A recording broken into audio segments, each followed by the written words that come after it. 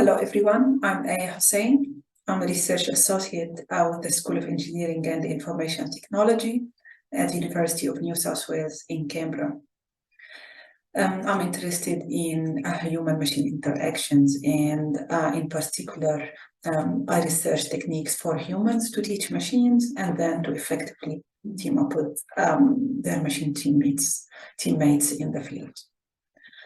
In today's presentation, I'm going to talk about human teachable reinforcement learning and give introduction on this topic. The tutorial is divided into 3 parts. Firstly, I'll give introduction to reinforcement learning, which will help people with little knowledge in this area to follow up with the tutorial, but it's also a good refresher for those who know what reinforcement learning is.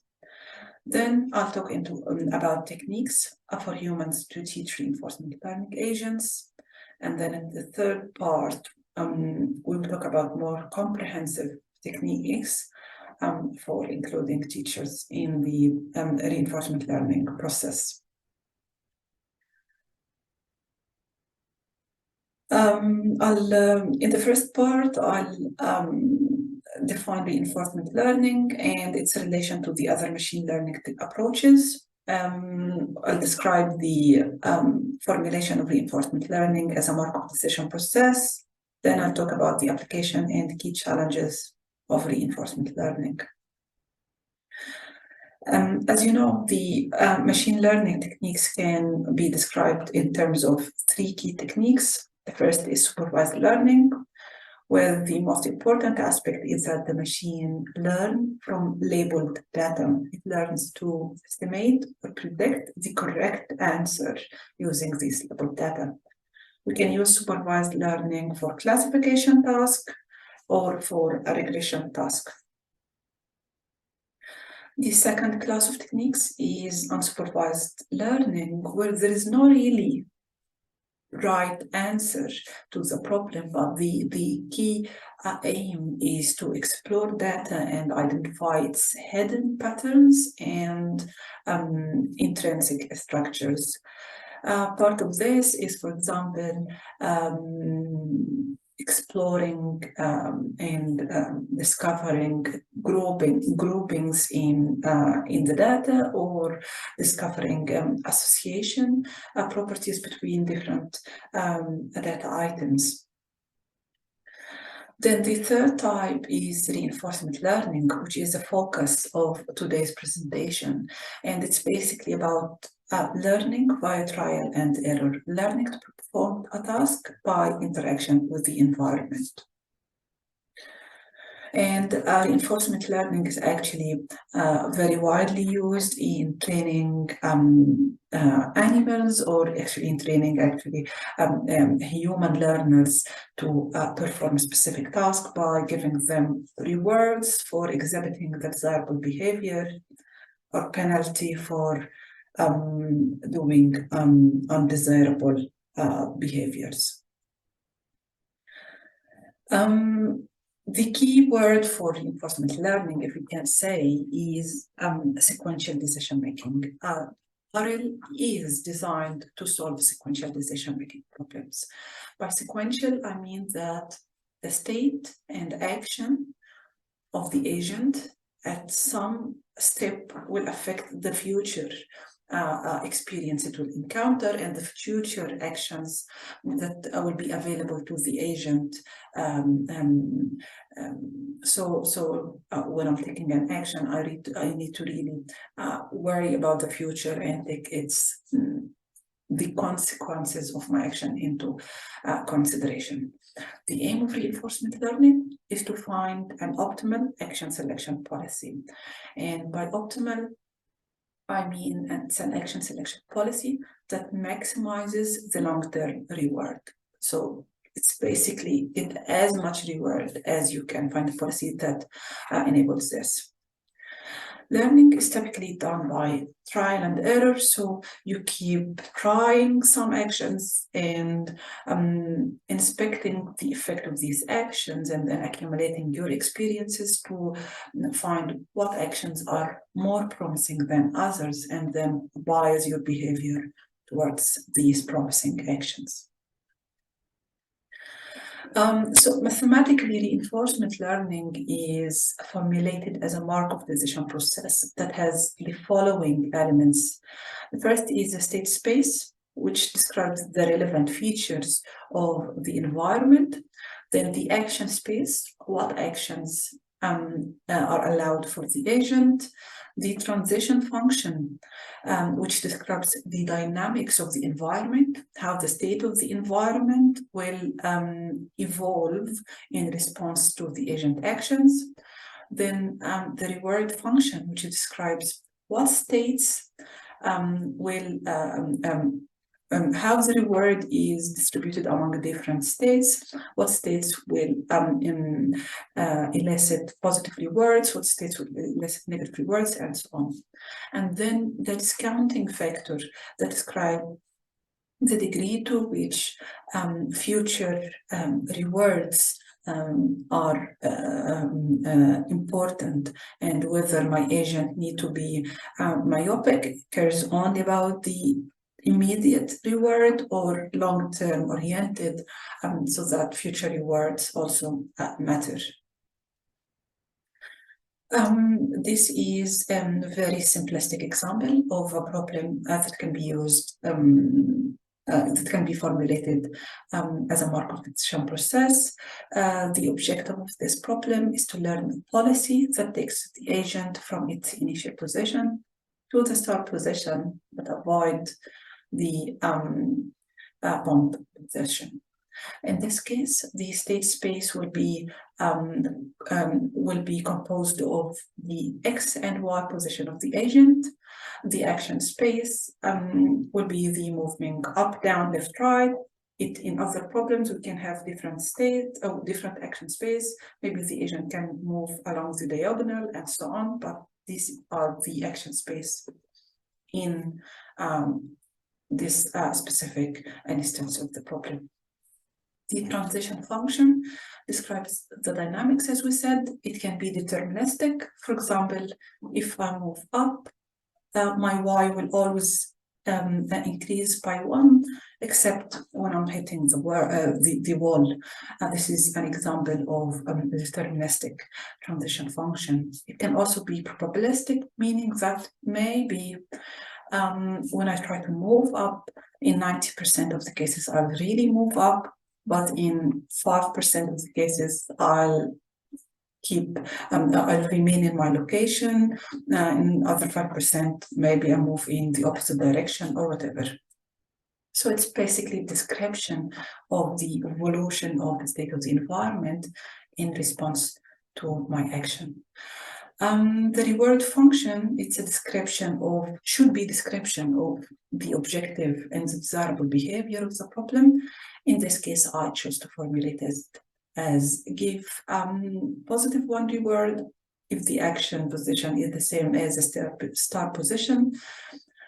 Give -1 reward if the action position is at the bound position, and otherwise do not give any reward. This is an example of how I could formulate a sequential decision-making problem like that into a Markov decision process. There are 2 main distinctions between approaches for solving the reinforcement learning. The first one is model-based reinforcement learning. In this case, I assume that I know everything about Markov decision process, including the reward and the transition function. And if I really know all these components of the Markov decision process, I can find the optimal policy using dynamic programming, using any MDP solver, for example, it doesn't then need any interaction with the environment. The problem with model-based reinforcement learning is that I usually do not know the dynamics of the environment when I'm in a new environment or in a traditional environment, but the environment is really too complex and its state and action spaces are too big, such that the formulation of the transition function becomes challenging. In these cases, the transition function is not available to me, and probably maybe the agent can try to learn the transition function, so try random actions at different states and try to approximate this transition function. However, if your transition function is inaccurate, this can lead to a really inefficient policy.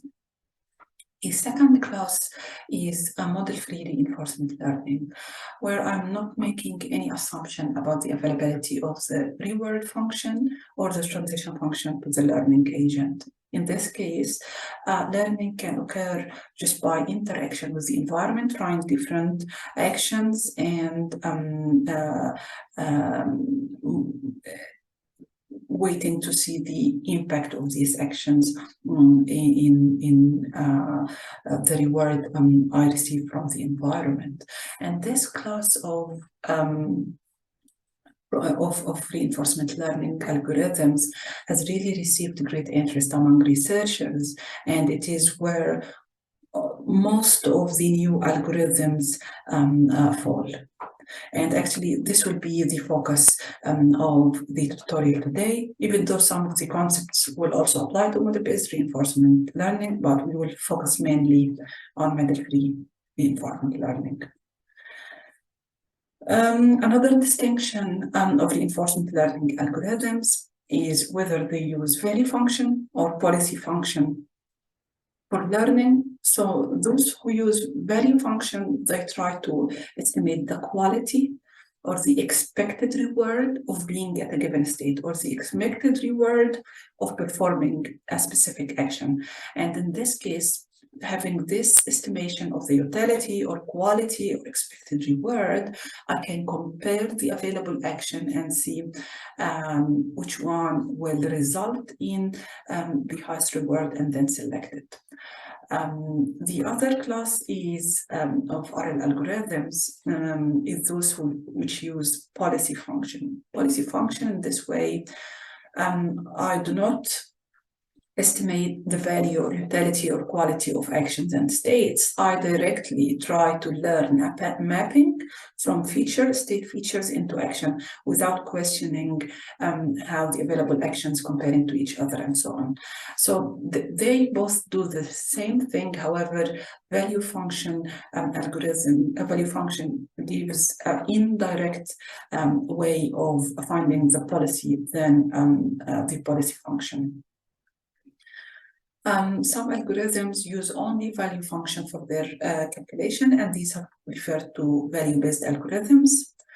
Similarly, some algorithms are policy-based, as they use only policy function.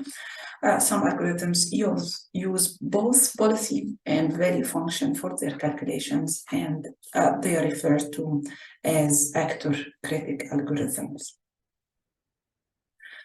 I'll go back to our simplistic grid environment and see how we can solve this environment, solve this problem by a very well-known algorithm, which is the Q-learning algorithm. And I'll take this example because it will help us identify the strengths and weaknesses of reinforcement learning algorithms. In this case, the Q-learning algorithm tries to estimate the quality of different actions at different states. And to do this, you start up with table that lists all the possible states with all the possible actions, and try to estimate the Q quality of different state action pairs. The length of the table is the number of states times number of actions. So in this simplistic environment, it's 25 states times 4 actions, which is 100 entries for this very simplistic environment. Initially, it seems like all the states, all the actions are can be initialized with 0, because let's say I have no idea of which actions are more promising than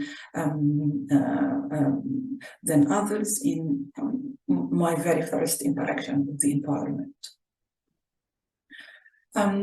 We can then update the Q value, the quality of actions, using a very simple equation that makes a linear combination between the current Q value and the difference between the current Q value and the expected long-term Q value. And the expected long-term Q value is the immediate reward I get from the environment plus the expected reward or the Q value of the expected next state. So it uses this very famous temporal difference term to try to modify its estimate and move it towards, hopefully towards the right estimation of the Q value.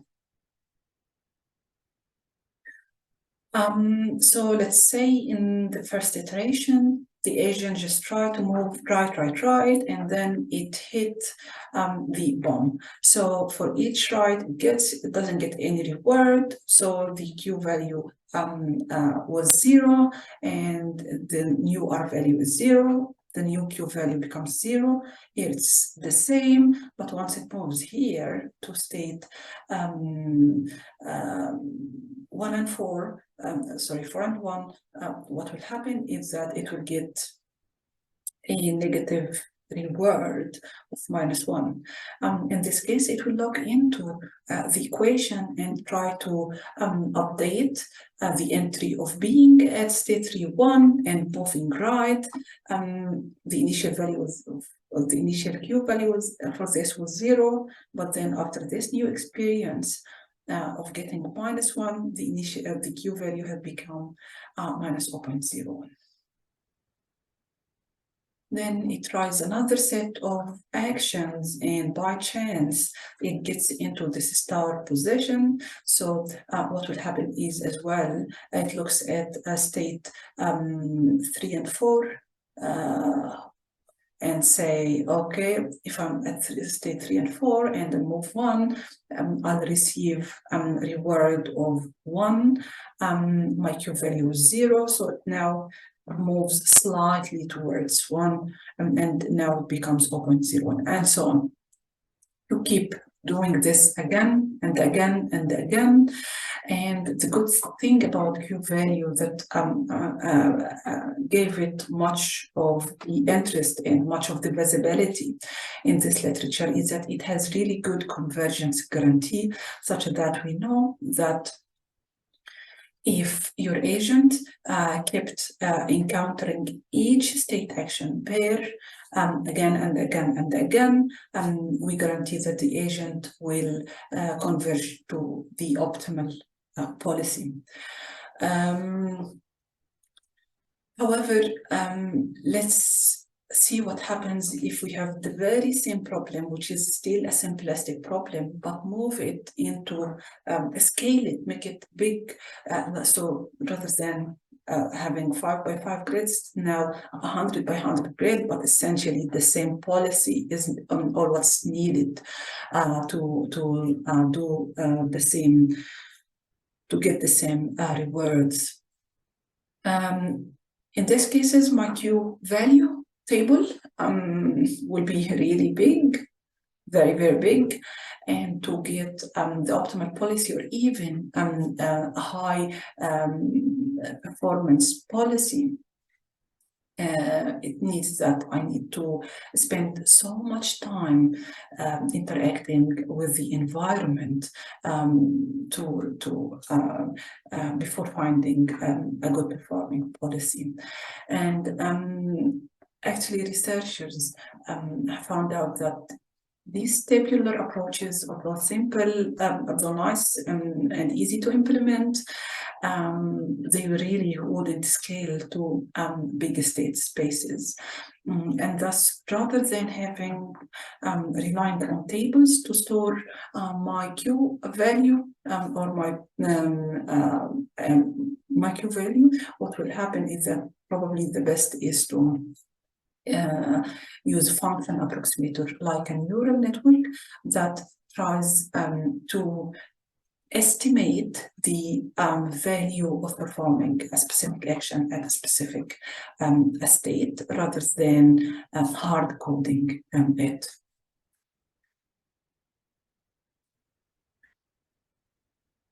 So the applications of reinforcement learning are really various applications. To start with, games have been the starting position of the developing and implementing different reinforcement learning algorithms. And so almost most of the new exciting reinforcement learning techniques are developed and evaluated in game environment because they really offer a very good way of developing these algorithms. And in this we can find different game platforms like the Atari games or different board games like AlphaGo and chess. And the interesting thing is that in several cases, researchers find that the reinforcement learning algorithm can find new policies and new strategies that are even more optimal than those that professional players apply. The second area is robotics. It received really good interest among robotics researchers, particularly when we are talking about the control of robotic systems with high degrees of freedom and which makes it complex to solve with traditional control theory. So in this case, reinforcement learning has shown really very promising potential. Another area of applications is the use of reinforcement learning into autonomous vehicles, be it aerial vehicles, ground vehicles, or underseas. It also has shown important, very consistent value of and advantage in these domains, and have shown its ability to use just camera feeds or feeds from other sensors like LiDAR and like depth camera to take syntax decisions and to safely navigate the autonomous vehicles in a wide range of environments. Despite all this remarkable success and big achievements of reinforcement learning, there are really serious challenges that limit the potential of reinforcement learning, and that hinders its wider application into more complex domain and into our day-to-day life. One of these challenges is the need for extensive interaction with the environment. It's not uncommon to find that in reinforcement learning studies that maybe the agents spend millions or sometimes even billions of training steps before finding a good policy. This extensive interaction with the environment means that there is requirements for considerable computational resources, there is requirements for time, for training, and as we move to realistic environment, there could be also a cost of hardware wear and tear when we try different policies on real robotics environment. So it can be really costly to use reinforcement learning in complex tasks. Then we have the problem of reward hacking. It's a very well-known problem in reinforcement, not only in reinforcement learning, it happens also in other AI approaches like evolutionary algorithms and others, where you formulate your reward to capture the intended behavior. But what happens is that the agent can exploit the reward function, exploit some imperfections in the reward function to find a behavior that maximizes its reward, but it really results in undesirable behavior. In this case, for example, you want your agent to find the most efficient path towards the exit. What happens is that it does not use the maze at all, and it goes from outside to reach the exit. Reward hacking happens in many cases and in different forms, and it's if you just type like reward hacking on the internet, you'll find lots. On YouTube, you'll find lots of examples of how the agent behaved in a way that wasn't intended by the reward designer. So in many cases, you might let your agent learn for a while, and you finally get very disappointed that it increased its reward, but it did something that you really didn't anticipate and didn't think of, and is not what you desire. In addition to these two problems, we need to acknowledge that some tasks are just too complex to be autonomously learned, and this is actually well accepted in human communities. Yes, some tasks we can learn autonomously via trial and error or whatever, but some tasks we really need a teacher. None of us has learned to drive by trial and error, right? We always need a teacher for safety considerations. Or I couldn't ask someone with no background in mechanical engineering, for example, to learn autonomously to write a controller for the robot in a very autonomous way, just via trial and error. It's not meaningful, and it's not promising for some tasks to be learned autonomously, because they require really some guidance, or otherwise you can take forever and still not reach an acceptable behavior. So these three challenges are they form big question marks of literature into reinforcement learning, and they have been a key motivator to including some guidance into the learning process, rather than assuming that reinforcement learning should always be performed in a fully autonomous way. This takes us to the end of the first part. Quick wrap up. In this part, we introduced the concept of reinforcement learning, and we described its formulation as a Markov decision process. We discussed the key approaches at model-based and model-free, and we talked that we'll be focusing on model-free algorithms, and we also talked about the key classification for algorithms as value-based, policy-based and actor-critic algorithms. We talked about some of the applications for reinforcement learning, from Atari games to robotic and even autonomous navigation of autonomous vehicles. And then we try to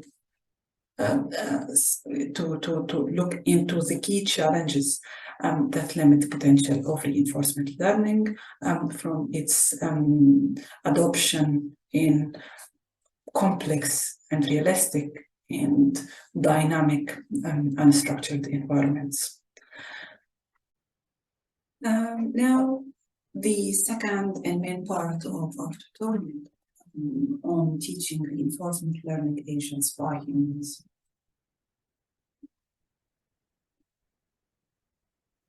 The key topics that will be covered in this part is in giving an introduction to teaching in reinforcement learning and what we mean to have a teaching setting in this context.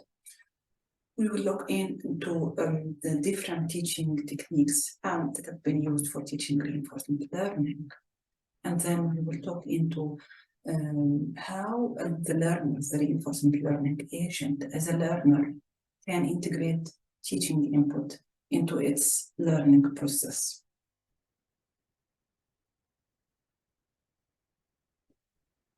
So why teaching? In the first part, at the end of the first part of this tutorial, we talked that there are really some challenges to autonomous reinforcement learning, and that makes it either very costly to learn in a very autonomous way, or sometimes impossible for too complex tasks, or it leads to divergence in the between the desirable and the learned agent behavior.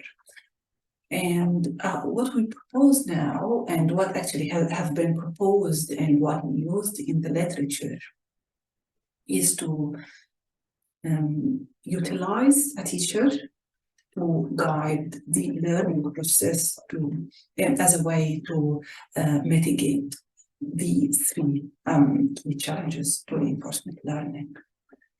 And it's not something new or unique to reinforcement learning. It's actually based on inspiration from biological systems in different animal systems, or actually also in human communities. What happens is that sometimes we learn tasks autonomously, but also in many cases we learn tasks from others who are more expert and have better experience than us. And we never learn everything from scratch. Now we can learn in a systematic way, like in our school systems, or in just in an ad hoc manners, or in non-systematic ways as we go, where we have parents teach their children. We have peers teaching each other and exchanging experiences with each other. So this transfer of knowledge from more experienced to less experienced agents is very common in biological and natural systems. And this is what basically we try to include in reinforcement learning. Autonomous learning can be very valuable. Guided or using a teacher for learning can be very valuable, and we can combine both together. So autonomous learning enables me to learn novel tasks, learn to do something new, something not many people have experienced it, or something completely new, to be the first one to do it. But it, as you know, it would come at the cost of higher computational resources and time cost. Guided learning, on the other hand, enables quick learning, and it doesn't require all these heaps of trial and error, less computation, less training time, but it assumes that we have access to an expert teacher.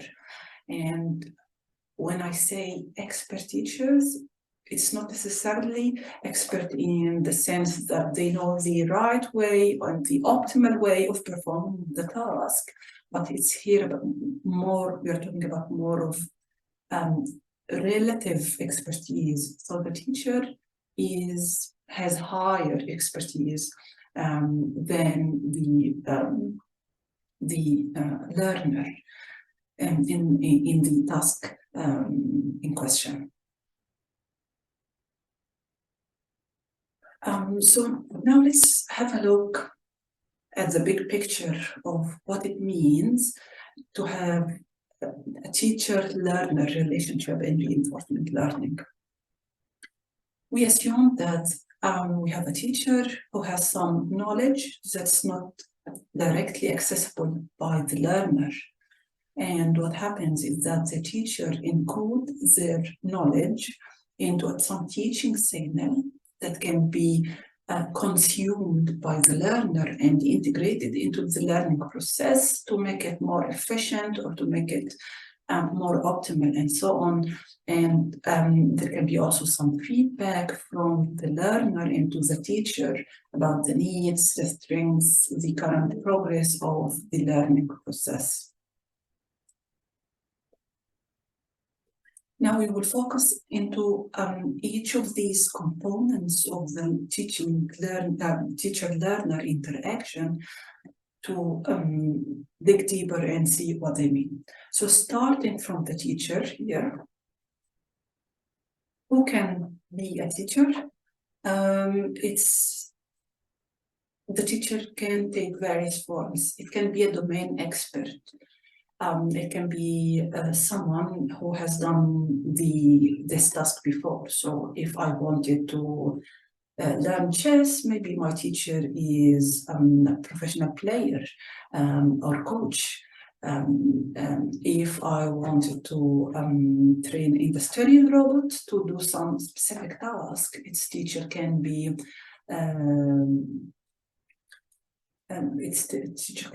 some technician who used to perform this task for a while, and they have valuable experience to share with the learner to guide them about what's required and how to tackle different situations and so on. So they can be domain expert. They can be a user. So maybe they do not have experience with performing the task itself, but they have good experience of what is required from the task. They know about the operation environment and the different contexts and so on. They know about what they need from the learner. Maybe the teacher is just another artificial agent. It's another robot that has performed this task for a while, maybe using another reinforcement learning algorithm or using whatever decision rules to perform its task. So it's not necessarily a human. It can be an artificial agent or can be another biological agent. It can learn from my agent can learn from an animal. Let's say I have a legged robot that needs to perform shepherding, to shepherd sheep flocks, and they do not know how to successfully guide and control this sheep. As a teacher for this task, we can have a biological sheepdog to see how they perform the task and include them as a teacher, as a source of knowledge for the learner. What a teacher is not necessarily a reinforcement learning expert. When we talk about the teacher with their domain expertise or with their requirements and understanding of the operation environment, we really shouldn't assume that the teacher have a specific skills in reinforcement learning, programming, computational skills, mathematical skills. We shouldn't assume all the existence of all these skills, because in one way, these skills are required for the implementation of the algorithms and the design of the algorithms themselves, and not for the transfer of the knowledge for helping the learning process. Now we looked onto the identity of the teacher and who can the teacher be. Now we will focus on the type of knowledge, different types of knowledge that the teacher can obtain, and it can be of value for transferring to the learner. What knowledge that teachers can have? First, they are aware of the task objectives and what is required from the task, and task objectives are typically in reinforcement learning domains. Task objectives are typically formulated into the reward functions that gives feedback to the learner. But if we are going to include a teacher, we might use them to complement or to replace this reward function.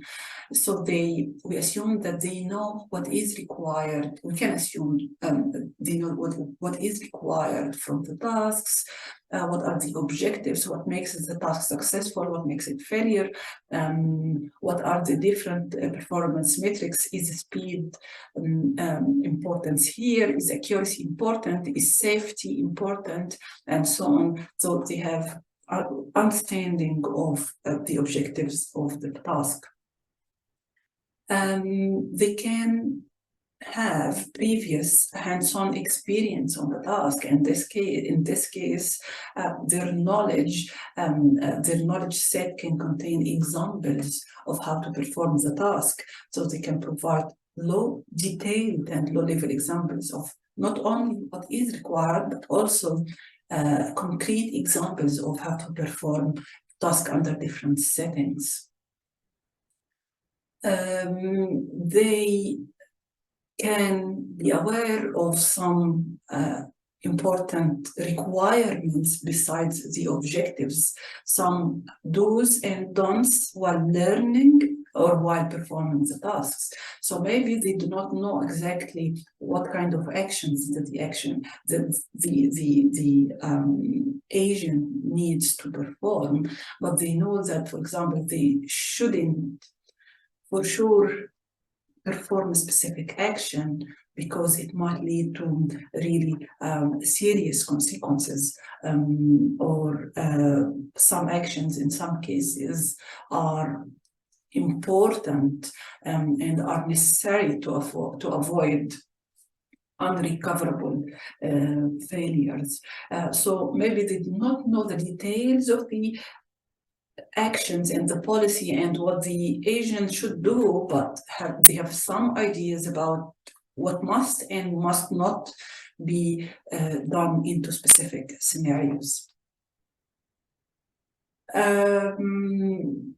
They can have understanding of the key decision factors or key aspects of the states that needs to affect my decisions.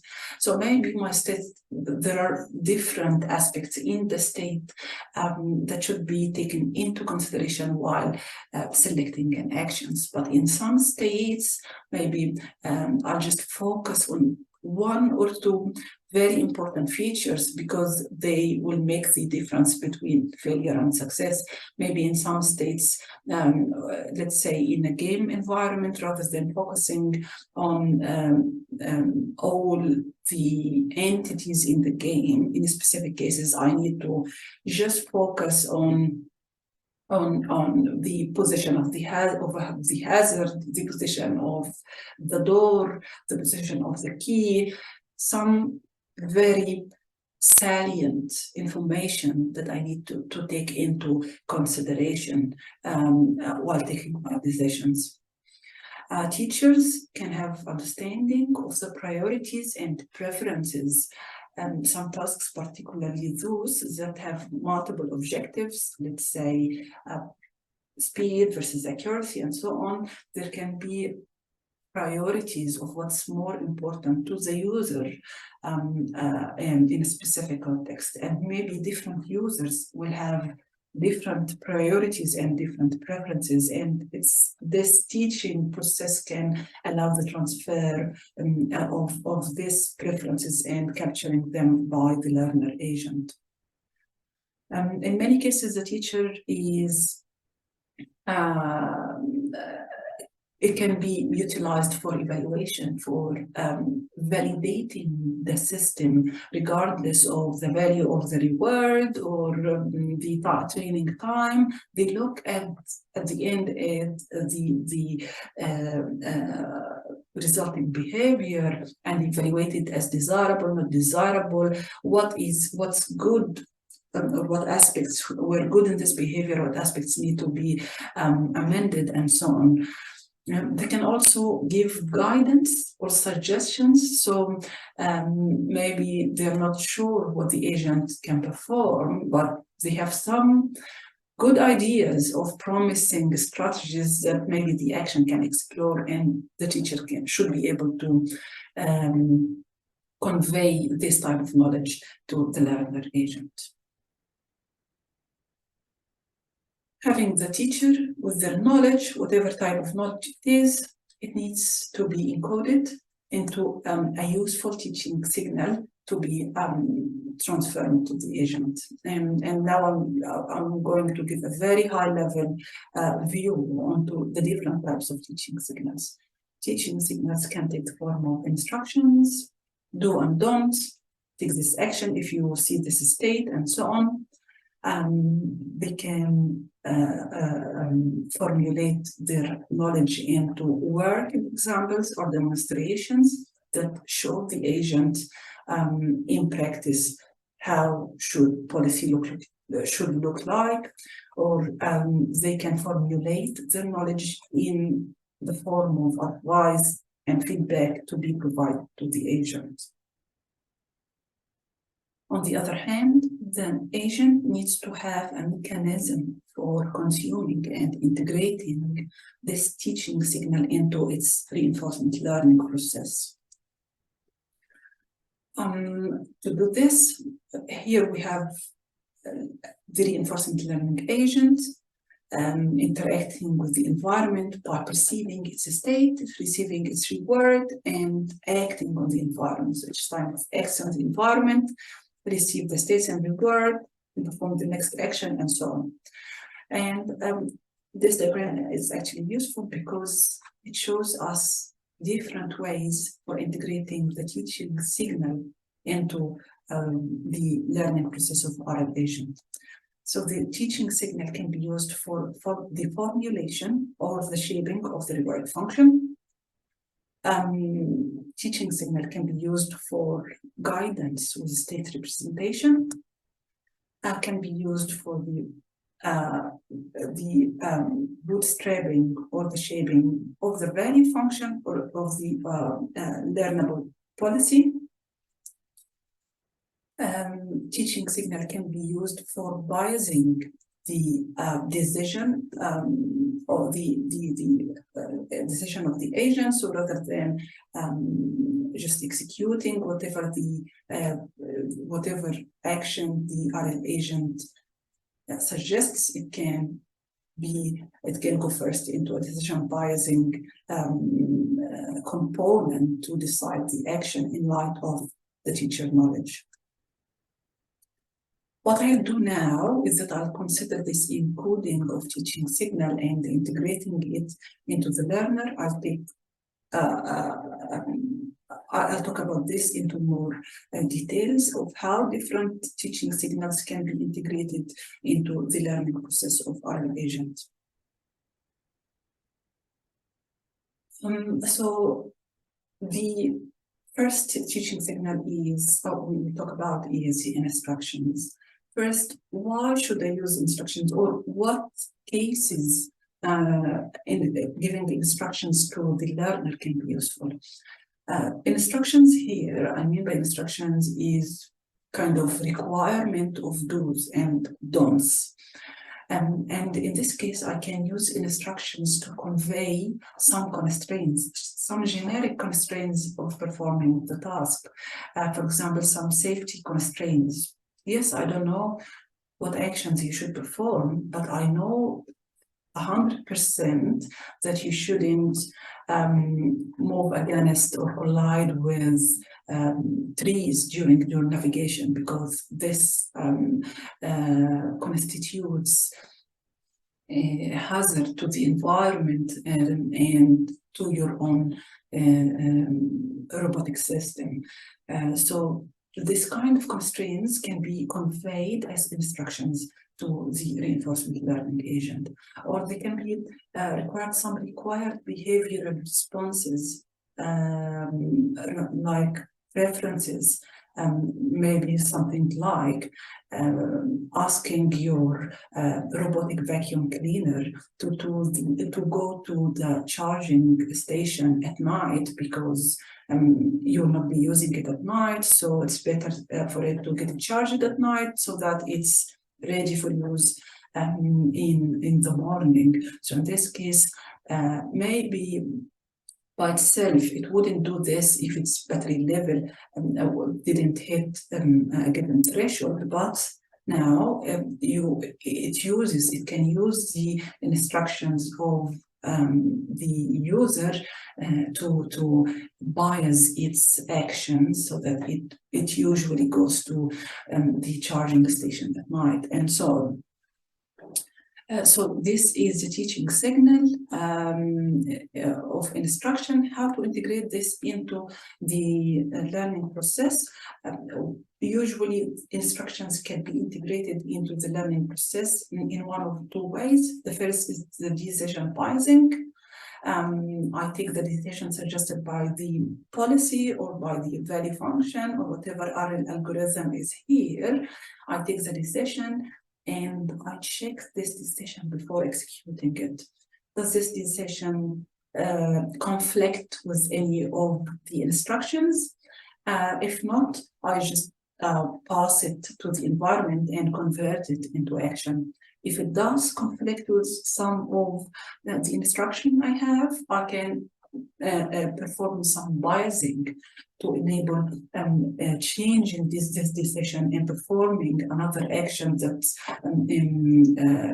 is instructed by the user. So it becomes a blended situation where sometimes I take the actions, I exclude the actions suggested by the RL agent. In other cases, I bypass these actions and I just perform what is required by the teacher in terms of the instructions.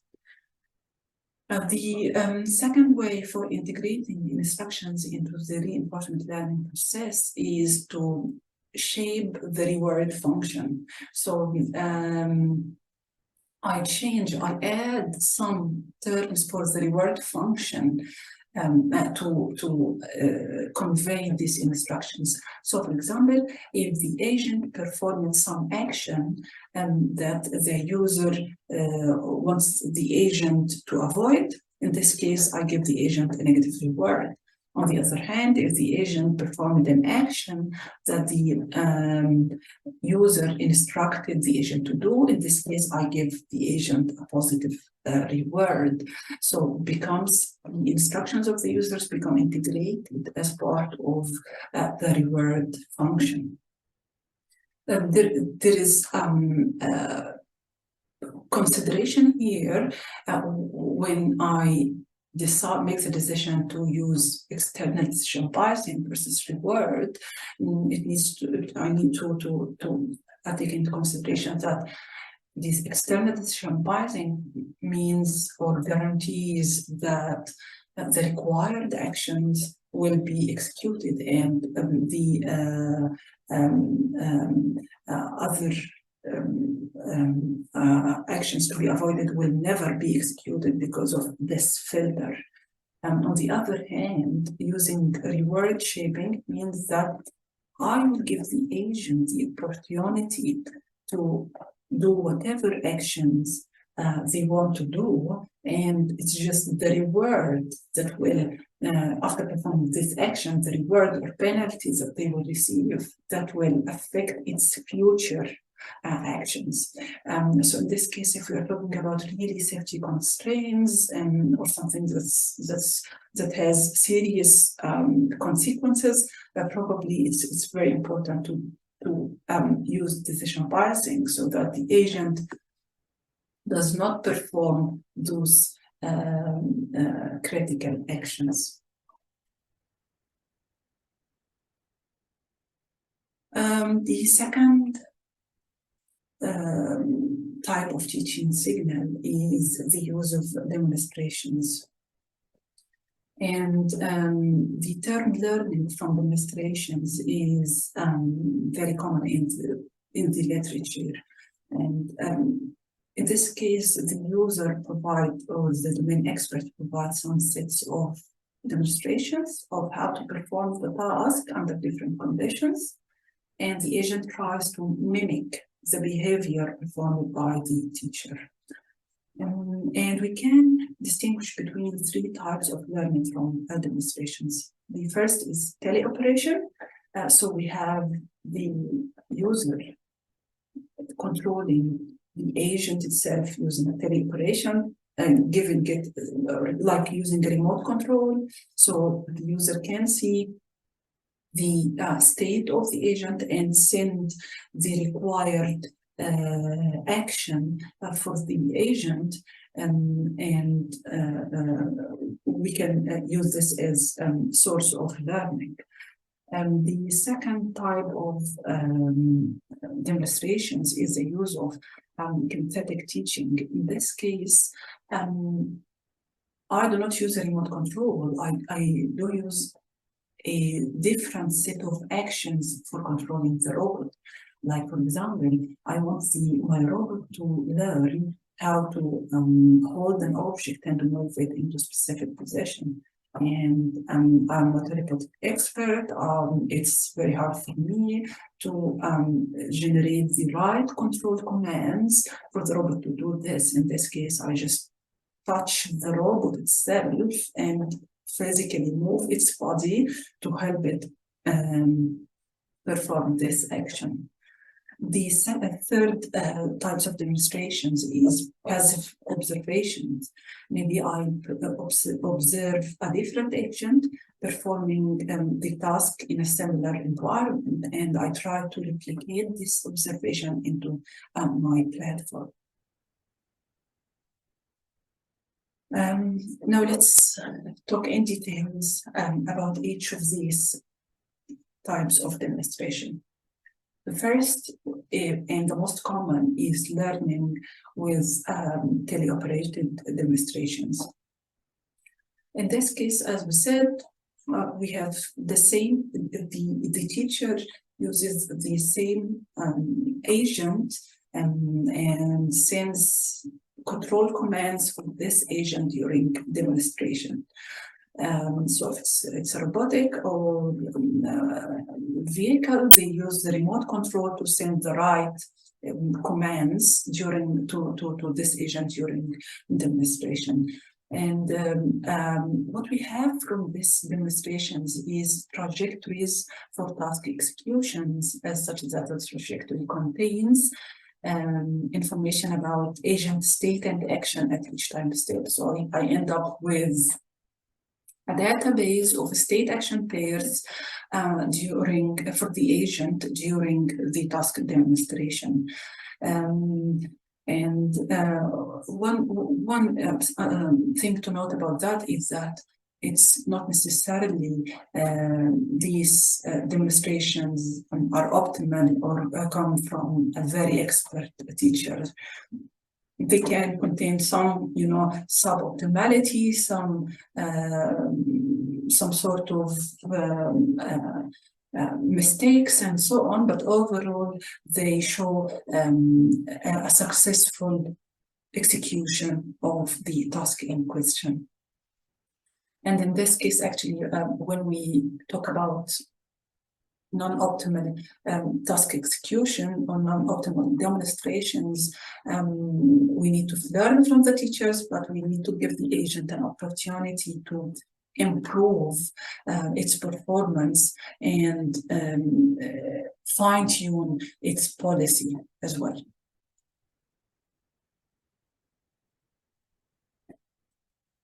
So how to integrate this teaching signal, learning from demonstration, into the learning process?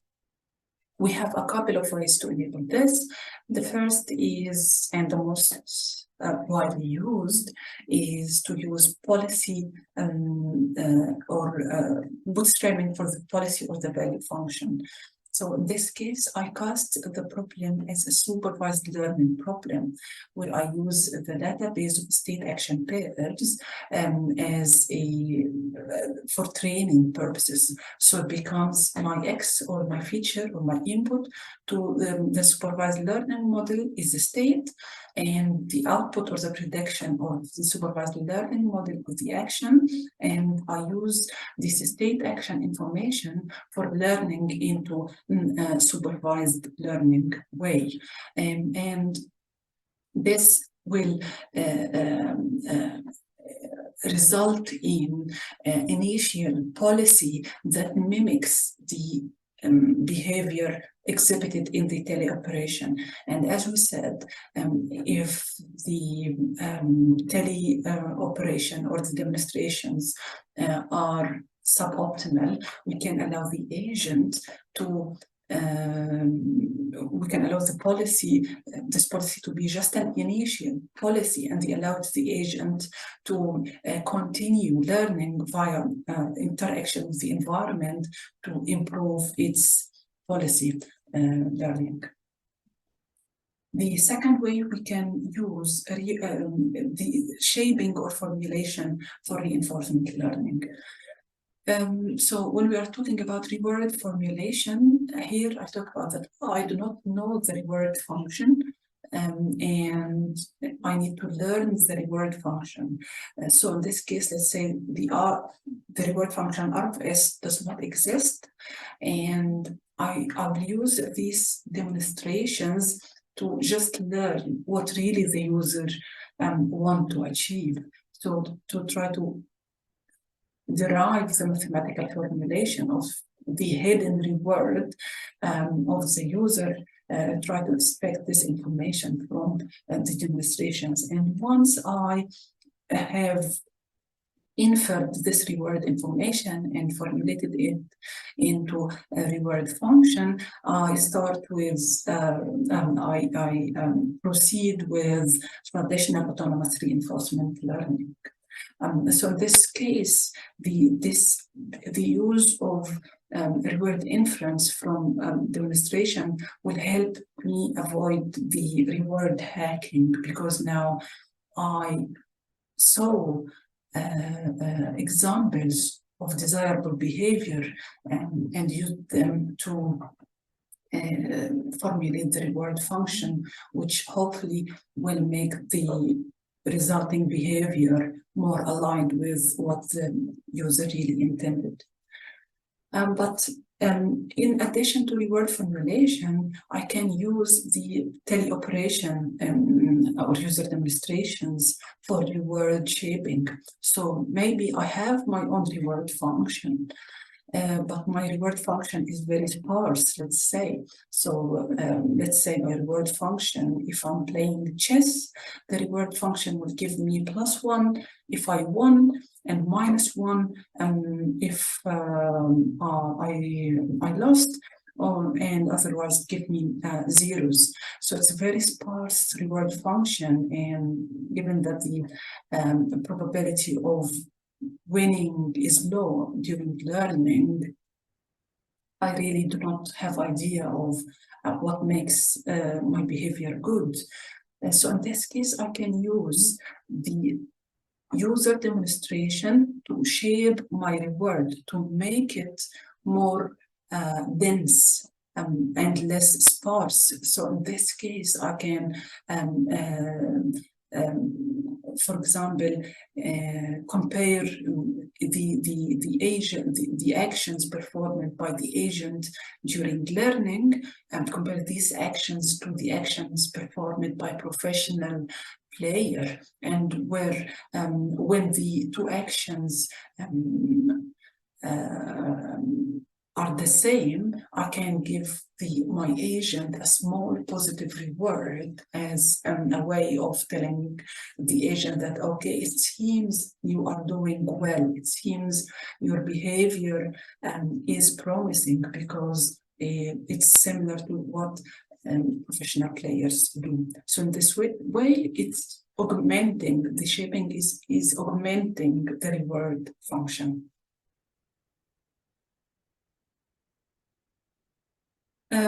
Now moving from the teleoperation into the second type of teaching, which is kinesthetic teaching. In this case, as we said, the user uses different actions for controlling the agent. As we said, they can touch the robotic platform themselves and physically move it to show the agent how its body should look like, and how the state of the environment should look like during the performance of the task.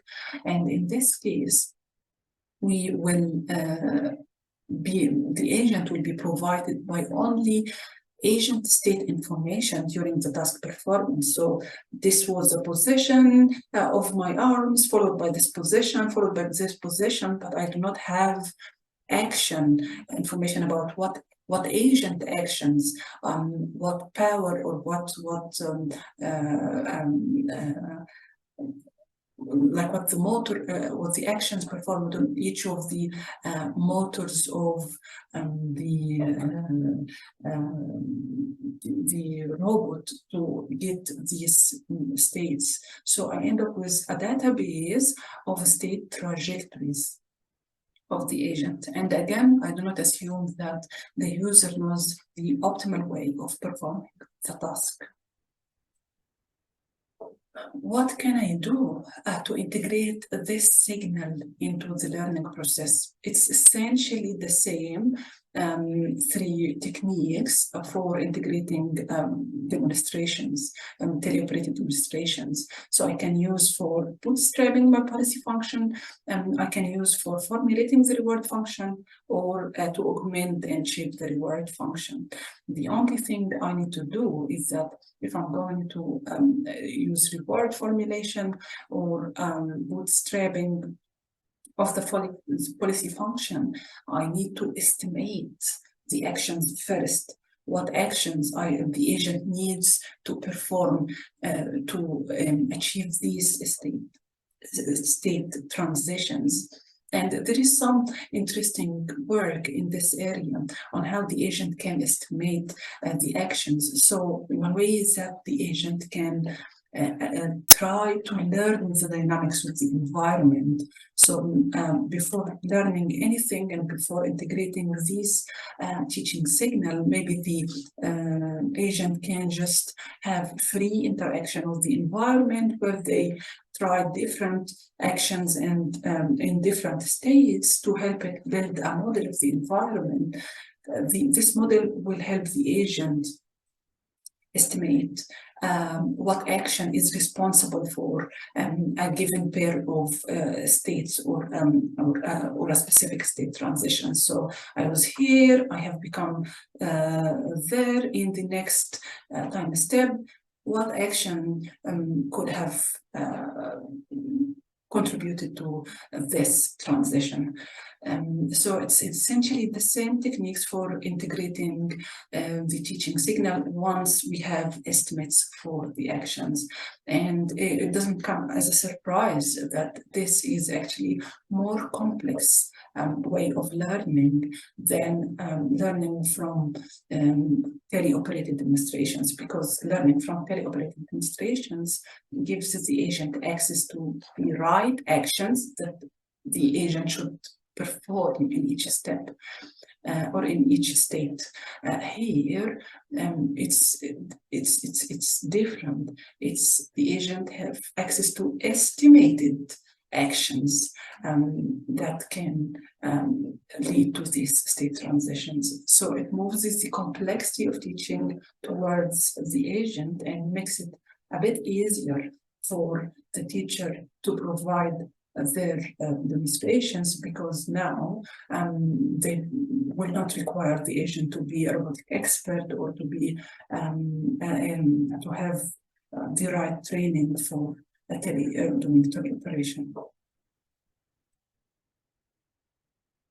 The last and most flexible way of providing the demonstrations is passive observations. In this case, the agent passively observes the task being performed.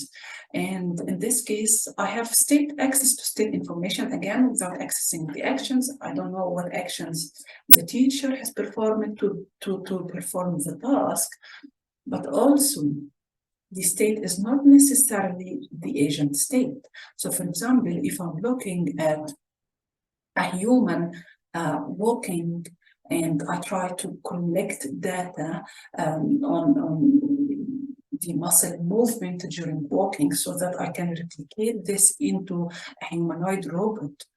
In this case, I have state information for the human, which is not necessarily the same as the state information for the robot.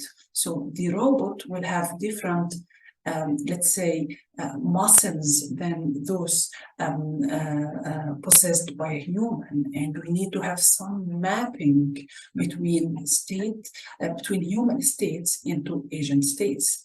Another example of this is that the robot sees another robot performing the task, and the two robots are of different models and have different states.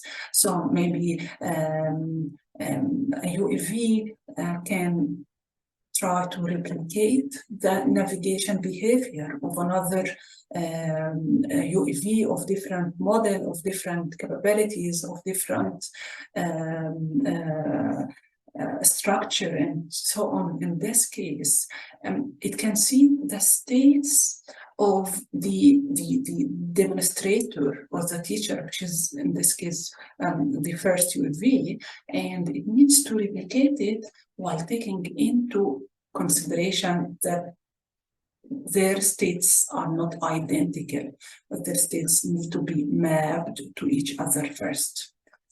Again, in this case, still, I can integrate the teaching signal into learning through bootstrapping the policy, and a reward formulation or shaping will require action estimation for the first two techniques, but I also will require some state correspondence between the demonstrator and the learning agent, or the teacher and the learning agent.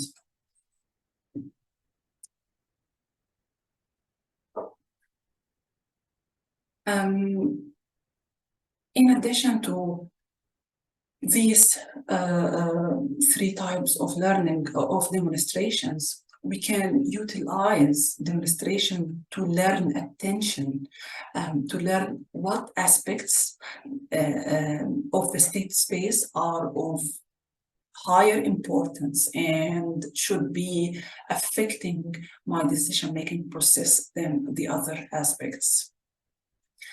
So in this case, I need a mechanism for capturing the demonstrator's attention.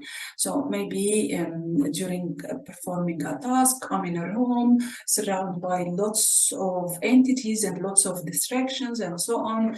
But during performing the manipulation task, or I'm trying to hold the cup or whatever, what really I should be attending to is my hands and relative to the object I'm trying to capture. In this case, yes, my eyes can see other aspects of the environment, but they shouldn't contribute too much to my action, which is the how I change the position of my hand with respect to the cup.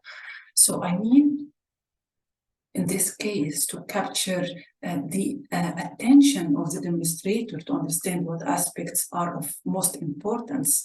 So maybe I can, I need to do some eye tracking to see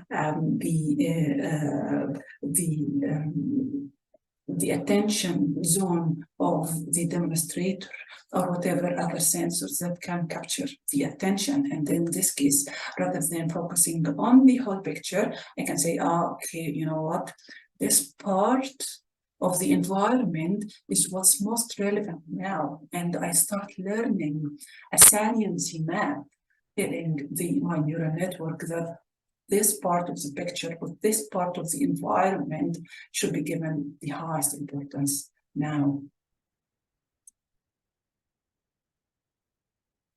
And in this case, I can integrate this teaching signal by through state representation that tells the neural network which parts of the states should be given my highest attention, if there is some saliency map, or if there is some kind of mask that can be applied to the state to help learning. Now we looked into learning via instructions, learning via demonstrations, and now we will look into learning from advice. First, what's the difference between advice and instructions? There isn't really a cut line between these two terms, advice versus instructions, even though instructions is usually used to refer to those actions that are required or must not be performed, versus advice, it has a softer meaning of that. It's maybe it's better to do this, maybe it's this sort of action could be more promising. So it has this uncertainty. It can have this sense of uncertainty on what should be done and what shouldn't be done, but also it applies or imposes less constraints on the learner on what to try and on what not to try. So why I should, or what cases advice can be useful for? It can be very useful to give guidance with exploration. So again, maybe I don't know what actions are really needed to reach, to achieve the task successfully, but I can give guidance that these actions do not seem really promising. These actions do seem to be of good potential, and probably choose these actions. And I can suggest to my agent a specific action to choose, like please try this action, or I can, or please avoid this action, or some, just limit, like advice can be concerning single or a set of actions. I can integrate advice through reward shaping. So if you took the action that complies with my if you took the action that complies with my advice, I'll give you a higher reward, and vice versa. It can be used for a value or policy shaping.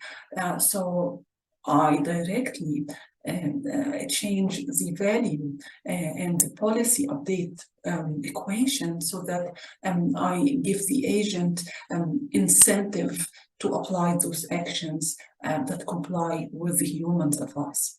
I can perform this advice, impose it through external decision biasing components. So during the exploration and the agent trying just some random actions to see the effect, I can impose the actions according to my advice to so that the agent gets to experience them and gets to get the feedback from the environment. So it's kind of, I enforce you to try this action once or for a couple of times to see their effect on the environment.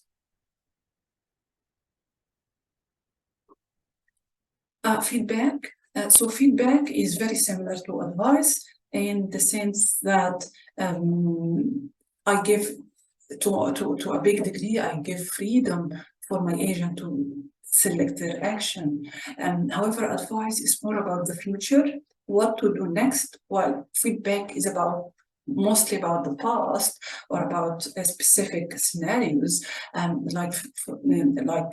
can watch the performance and the behavior of the agent and give them evaluative feedback, like good or bad, or a scalar numerical feedback of how good it is, or corrective feedback in such cases where the agent performs some action and say, no, don't do this, do that instead. So I wait to see the agent performing some action and I correct it. I do not just say it's bad, I provide instruction on how to do this specific action correctly. I can use feedback for option ranking. So maybe the agent find two policies of equal value, of equal optimality, and then they do not know which one the user would prefer. So they communicate this to the user, asking them which one prefer, this or that. So, and then the user can rank these options. And again, I can integrate this via reward shaping, value shaping, or policy shaping in a very similar way that we integrated advice before. Now we talked about all these aspects in the teacher-learner interaction, what's missing is this last arrow that goes from the learner into the teacher. The teacher-learner relationship can be interactive or non-interactive. Typically, it's non-interactive. So before the learning starts, the teacher can just provide all the demonstrations, all the instructions, all the advice once, and that's it. And they can be used offline by the learner during its learning process. However, some teaching formats imply this interactivity, particularly when I'm talking about feedback, learning via feedback. In this case, the teacher needs to see my behavior before evaluating it and before giving correction to it. So it implies this interactivity between the teacher and the learner. One very important aspect in the teacher-learner relationship, if we decided to have interactive teaching process, is to make sure that the teacher has a limited interaction capacity.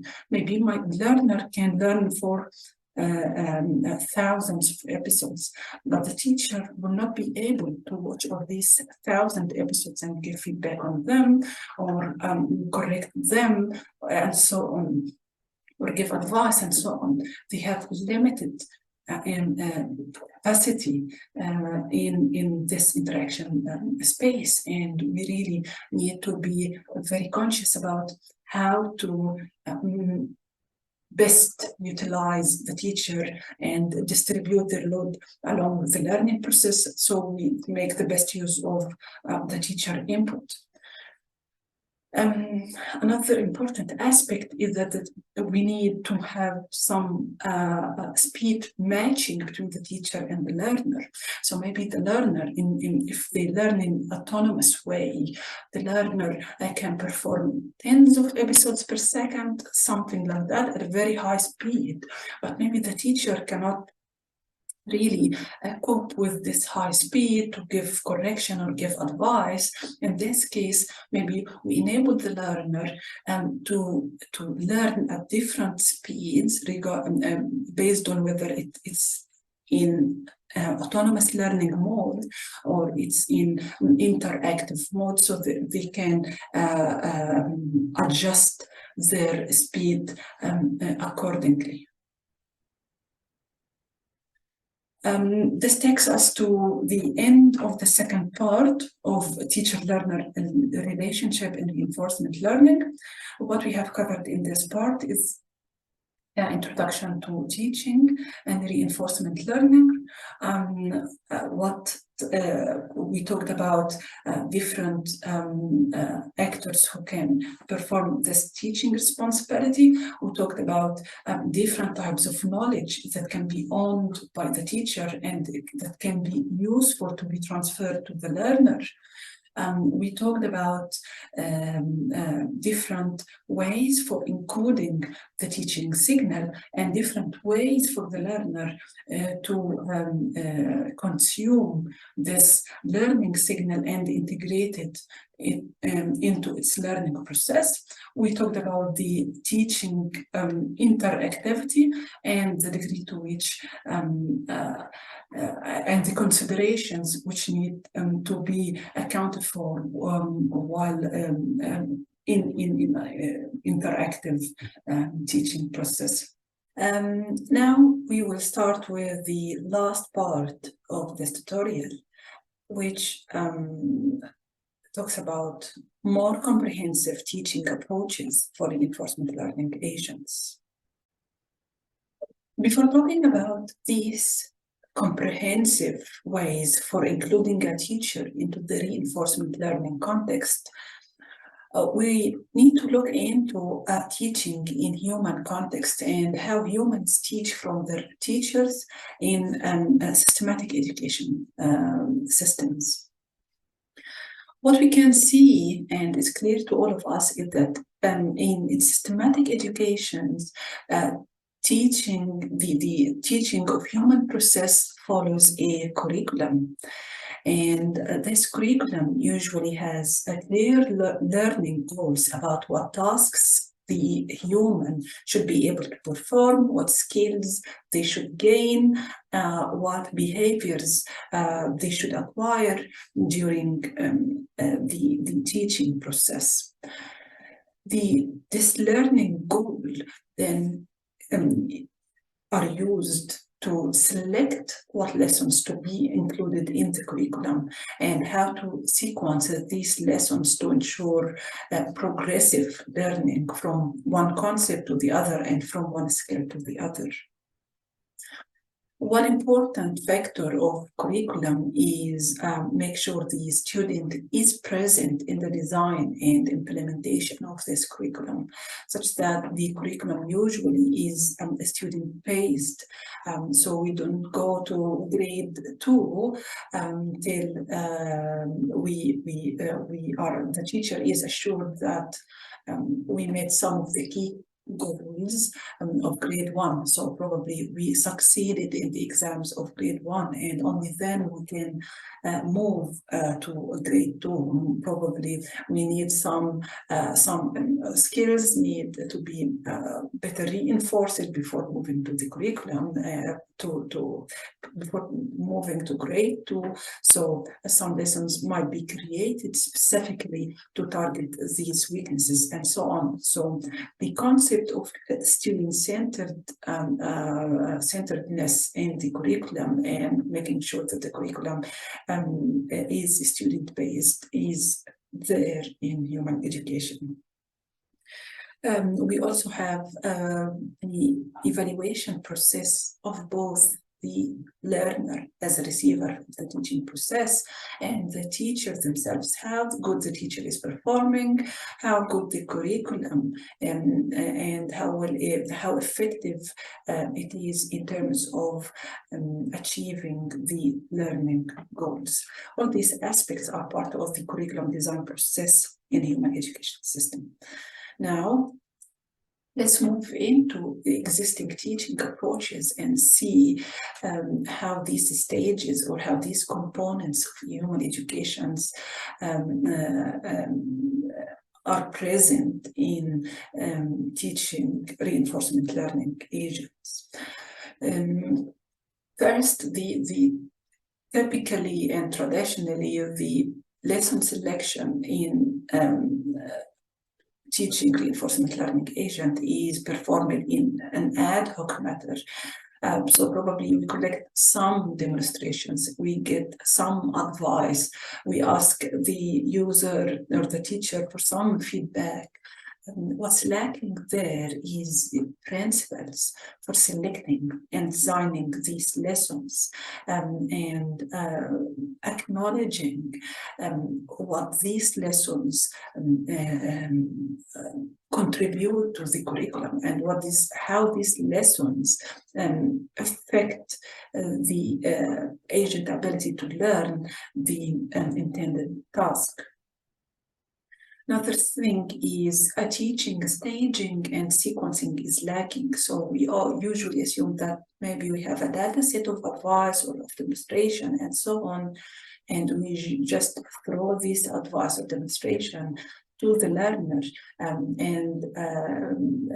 so that the learner learns from all of them at once. And this contrasts with the concepts of lesson staging and sequencing in human education. So probably if we look into integrating teaching techniques with curriculum learning and reinforcement learning domains, we can solve this issue. We can also see that evaluation, the concept of evaluation is really there in reinforcement learning, as well as in other machine learning techniques, but it's more about evaluating the learner, the accuracy of the learner, the speed of the learner, and so on. So we are evaluating the learner. And the question is, should we have another perspective, should we approach the evaluation from a different perspective by seeking to evaluate not only the learner, but also the teachers and the demonstrations or the lessons themselves to assess their quality into achieving the desirable goals, learning goals. These concepts of designing curriculum are not very new to the field of reinforcement learning. Actually, there is some work that consider applying curriculum learning in reinforcement learning. And in this case, the definition of curriculum is to allow agent to start learning in easy environments before progressing to more difficult ones. So if you wanted to learn to navigate a maze, probably start with easy mazes, and once you acquire the skills necessary to achieve these tasks, we start giving the learner the chance to experience more difficult mazes and so on. And this is we apply normally in our lives, but also the application of these curriculum learning techniques has proved very useful in increasing the learner capacity and in improving the learning training time. One example I'll give here from one of my students who used curriculum learning to teach a humanoid robot, the now robot, to navigate in an unknown environment that has obstacles.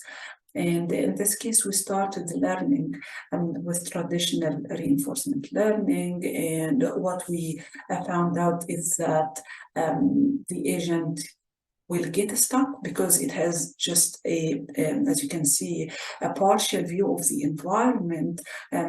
So it gets stuck between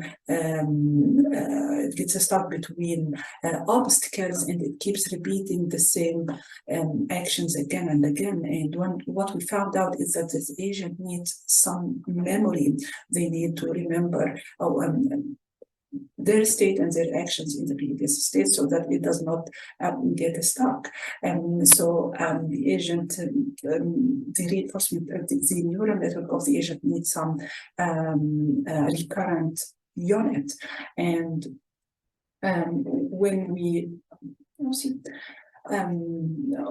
when we tried this recurrent unit, when we equipped the reinforcement learning agent with this recurrent unit, it caused really explosion in the state space. It makes the state space much bigger, because it's not just features of the current state that are important, but also of previous states that are important and should be taken into account while deciding on the next action.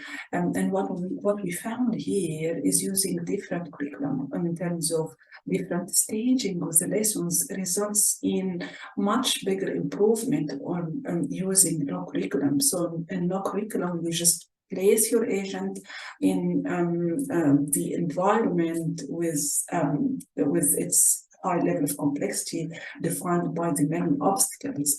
But if you use curriculum, maybe your agent start learning to navigate in an obstacle-free environment before then it starts to navigate in environment with few number of obstacles, and then proceed with an environment that's really cluttered with many obstacles. And we found that including the curriculum made the difference between success and failure in this case, and they enabled the agent to easily find its way towards the goal location in this environment. So curriculum learning has proved its potential in reinforcement learning. But now we need to integrate teaching techniques with curriculum learning, because they both offer different aspects and complementary benefits to the learning process. From one side, we need the teacher in the design of a curriculum. For example, let's say we need to teach our agent to play chess, and to do so we start with a chess that has fewer types of pieces, so it's easy for the agent to learn in this environment before progressing with more and more types of pieces till we finally end up with the traditional and original chess games, which is very good. However, who tells us that these intermediate lessons are easier for the learner to solve than the final one? Maybe some of the intermediate lessons are even more complex. Maybe the omission of some pieces make it harder for the agent to win.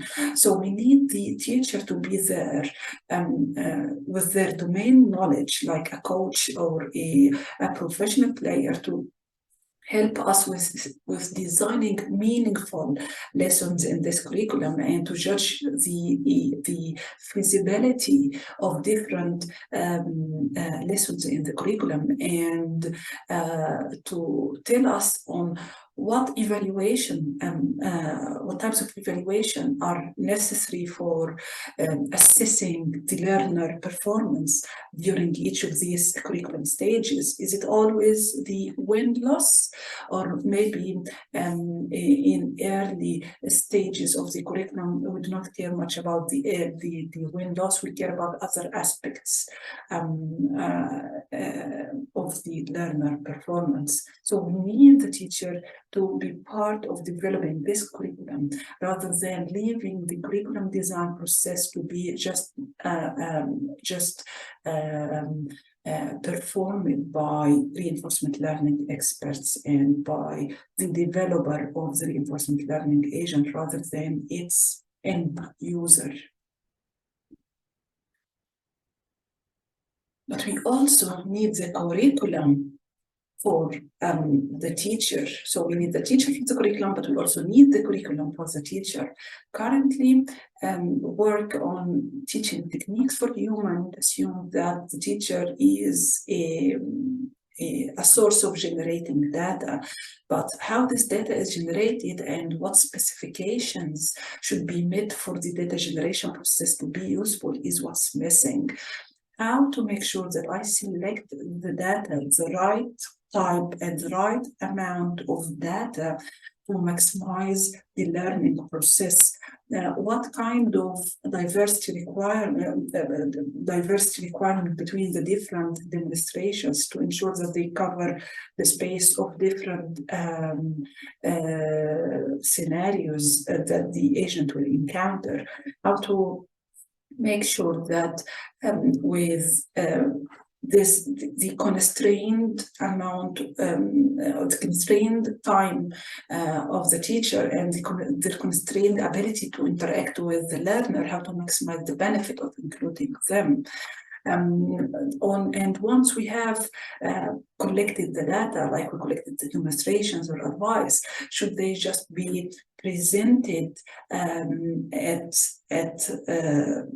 the agent at the same time? So should all the demonstration, all the advice, all the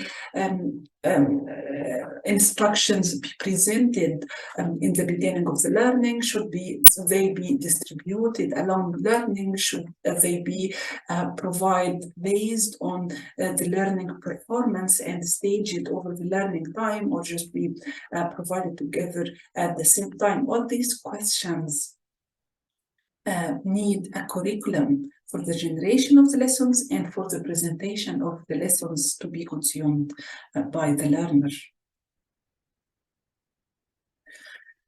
So what we basically need is kind of an education system, a machine education system that mirrors the human education systems. And this is one area my team and I have been contributing to. We started looking into how can we get insights from human education systems and apply them into the teaching of reinforcement learning, and how to design a curriculum that, yes, it's driven by the learning goal, but it takes into account the capabilities of the learners, their strengths, their weaknesses, their limitations. It takes into account the teacher characteristics, the type of knowledge they have, their level of expertise, the optimality and the quality of knowledge obtained from the teacher, and so on, and allows for evaluating the learner, the teacher, and the curriculum itself. We actually investigated this problem in a swarm collective perception problem, where we have a swarm of robots deployed in an unknown environment, and each of them just get to perceive a small part of the environment, and collectively they need to make a decision on whether this environment is mostly covered by black tiles or by white tiles. So they need to pretty much make a collective decision based on their individual perception. We use the machine education for learning how to perform this task.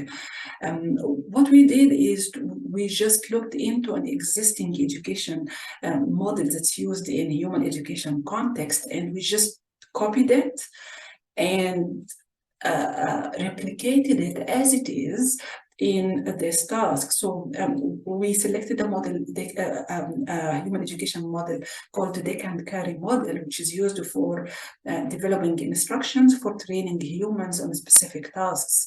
So it's a 9-step model that starts from the identifying the learning goals, analyzing the learner, analyzing the teacher, analyzing the learning environment through defining performance measures and designing the assessments, before then asking the question of what lessons I need to meet these performance metrics and to pass these tests. And through this, you have an iterative process of evaluating the learner, evaluating the teacher, evaluating the lessons of the curriculum, and so on. So what we did is we just started with this learning goal of maximizing the accuracy and minimizing the time for the collective perception problem. We identified the key learning modules. Now, what if it is a curriculum? What modules exist in the curriculum? And we started analyzing what skills needed for each modules, and then we started describing the performance measures. If this is a teaching module, how I will perform, what measures or what metric I'll use to assess the agent quality and the swarm quality in performing this skill, and also describing what kind of lessons, of exams or of evaluation, what scenarios will be used for assessing this performance. And from there, we took this into as guidance for designing the lessons. What lessons do I need to be in my curriculum for each skill and for each curriculum module? How will the environment look like? The environment for collecting data from the teacher, how it should look like for each of these curriculum? How many lessons I need to get for each curriculum, and how diverse these lessons are, what makes them diverse, and if there is a specific lesson plan describing the sequencing of lessons and the iteration of lessons and so on.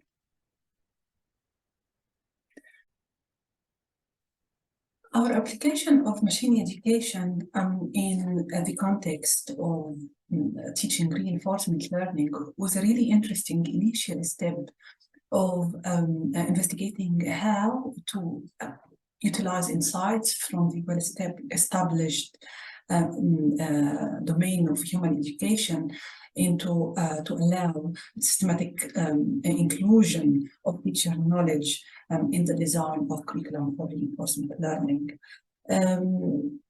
There are lots of other questions that needs to be studied and investigated systematically into this education system, including, for example, what to do when the learner have multiple teachers with different probably ways of performing the tasks or different ways of expressing their teaching, how to evaluate the teaching of the teacher and make the decision of whether to include it to guide its learning or not.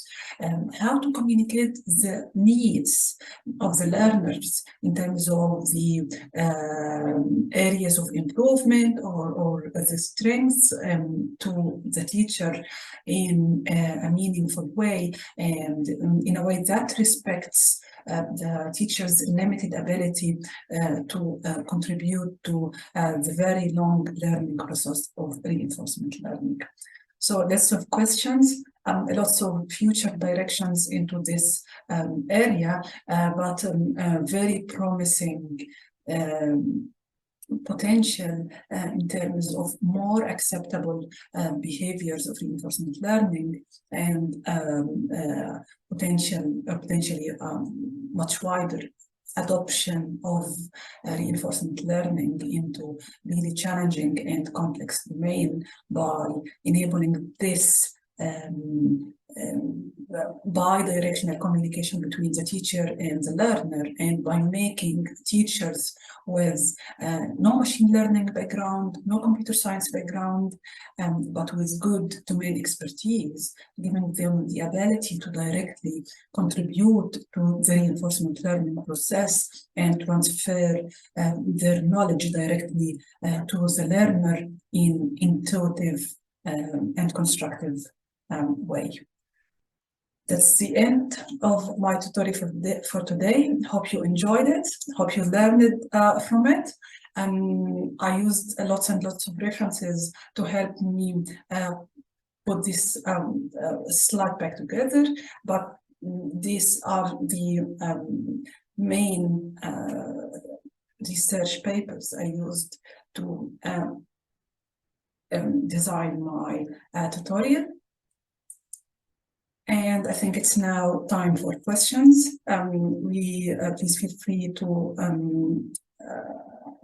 unmute yourself and ask any questions during the rest of the time, or if you watch this offline, please feel free to reach out using my email, aidathossein@adfa.edu.au, and I'll be very happy to receive your questions. Thanks again.